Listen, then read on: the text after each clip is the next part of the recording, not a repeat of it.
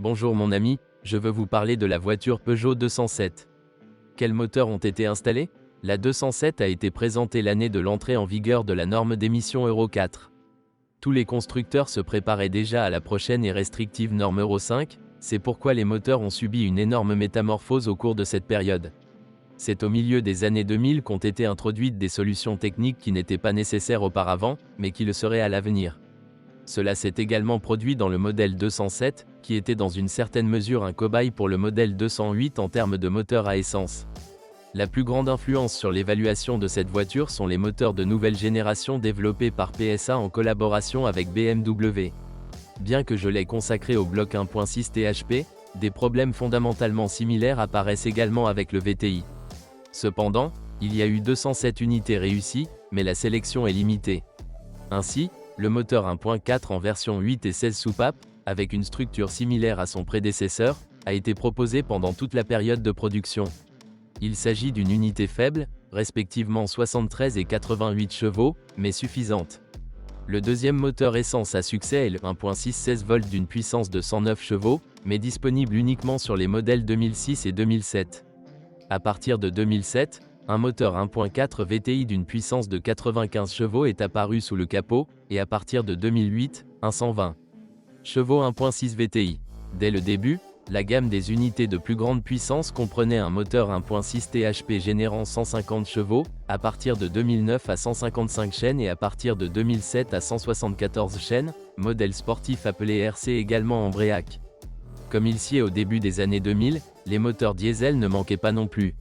La 207 était équipée principalement du moteur 1.6 HDI bien connu et raffiné, et à partir de 2009 également du 1.4 HDI.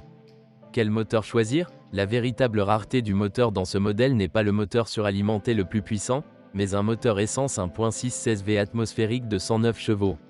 Une unité dynamique et économique, simple, durable, peu coûteuse à entretenir et à réparer, tolérant même le fonctionnement au gaz et, selon les rapports d'Autocentrum, consommant en moyenne 7,7 L, 100 km.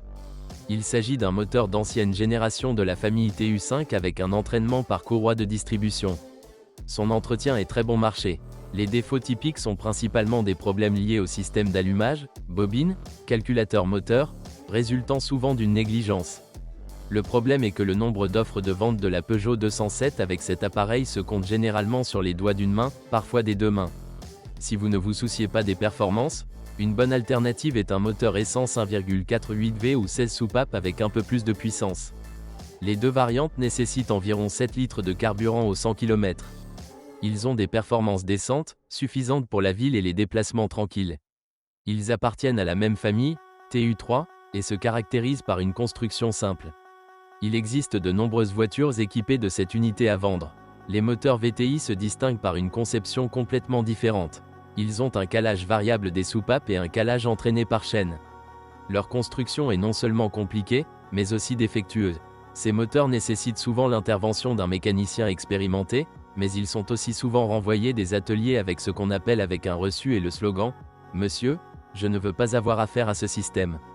La première information importante concerne généralement les unités dont le kilométrage est légèrement supérieur à 100 000 km. Après un tel kilométrage, des problèmes commencent avec l'allumage, une chaîne de distribution étirée, des dommages à la culasse et même à l'ensemble du moteur en raison du manque d'huile.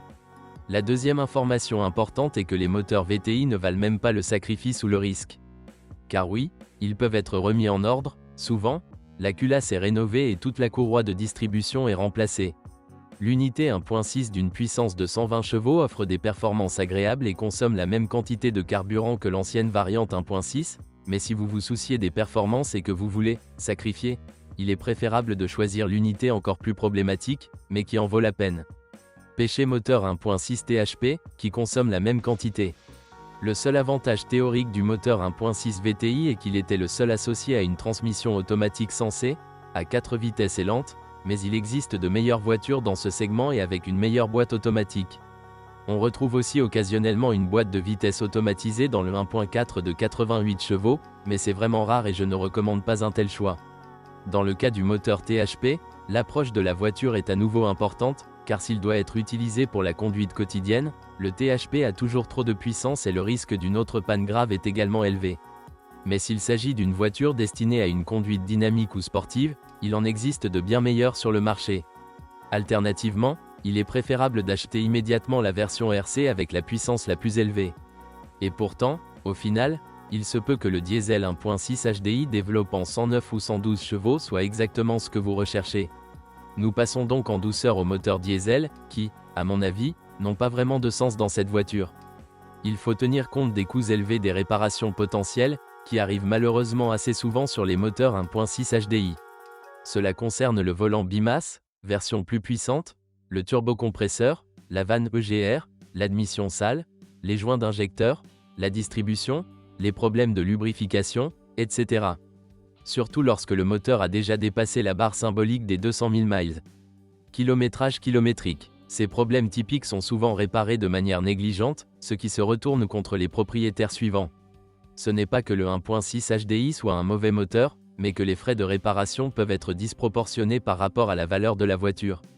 De tels moteurs consomment en moyenne environ 5 L, 100 km, ce qui, comparé aux 7 à 8 litres d'un moteur à essence, ne représente pas une si grande différence que le risque potentiel en vaut la peine.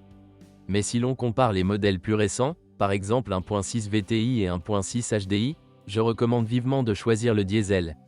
Je crois que la source d'entraînement idéale à tous égards est l'ancienne variante de moteur 1.4 8V proposée jusqu'en 2013. Peut-être 1.4 16V ou 16 16V, mais seulement jusqu'en 2007.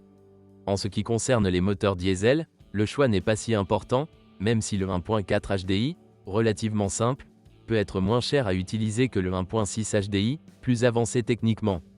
Défaut typique. Malgré des moteurs plutôt problématiques, la voiture en elle-même n'est pas mauvaise, même si le passage de la 206 à la 207 a fait perdre à jamais certains esprits aux voitures françaises. Tout comme l'électrique a toujours été le point faible des Français, c'est encore pire dans le modèle 207. Les conducteurs sont souvent confrontés à des pannes de l'ordinateur BSM, de l'éclairage ou du panneau de climatisation. D'autre part, comme il sied à une voiture française, la voiture n'a aucun problème de corrosion et se caractérise donc par une grande durabilité. La suspension délicate nécessite un entretien fréquent, mais elle est en revanche peu coûteuse. La 207 n'a plus de poutres sur les biellettes à l'arrière, ce qui réduit les coûts liés à la réparation de la suspension arrière.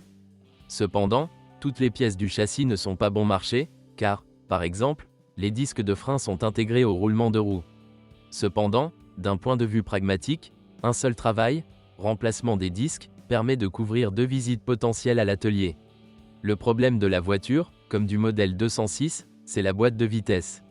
Et si sur la 206 les problèmes concernaient principalement le mécanisme de changement de vitesse, sur la 207 cela concerne aussi de plus en plus la structure de la transmission. Ils ne sont pas très résistants au changement de vitesse dynamique, il vaut donc la peine de les traiter avec douceur.